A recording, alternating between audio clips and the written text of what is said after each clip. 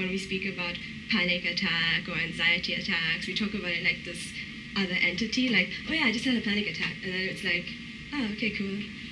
And then, you know, like we never, I feel like when someone tells me that, I'm like, yeah, but I wasn't there with you, I couldn't, like, and even the other person speaks of it like this whole separate thing. Like it's just like this, oh yeah, I went to the kiosk and then I bought a soda and yeah.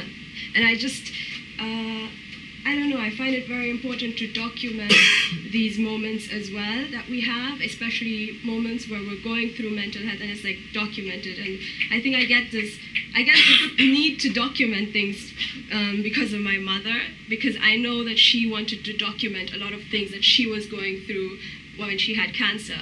And she was telling people, hey, listen to me, this and this happened to me. But the people she was telling were sadly white feminists. I'm sorry to just be open like this, but it was a woman who just didn't care for her, and she was a black woman who was telling her, hey, you know, this and this is happening to me in the hospital, they're treating me bad, you need to document this, you need to go out there and, you know, write a story on this, they need to know my story. But this person didn't do it because she just didn't care. And but my mom wrote this all down, you know, but then people kind of threw away her notebook. But I find it very important to just document just even the bad times, because I really don't want some other person telling my story and telling my mental health story and kind of painting me the way they want to paint me. You know, that's not what it's about. So, yeah, I'm going to close on that note.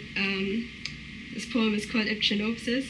I'd spoken about this. These Echinopsis are actually like cactus flowers that only live for an hour.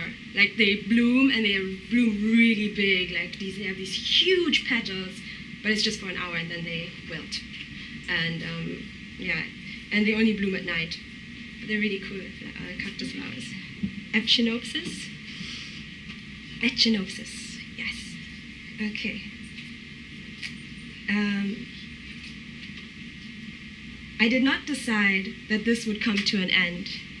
Like stopping to respond and moving away, distracting myself as time speaks, I am no longer in therapy. Like taking a dance class, joining the gym, worked out for 6 months, and then, I don't know, things came up. I did not actively decide to stop. Things did.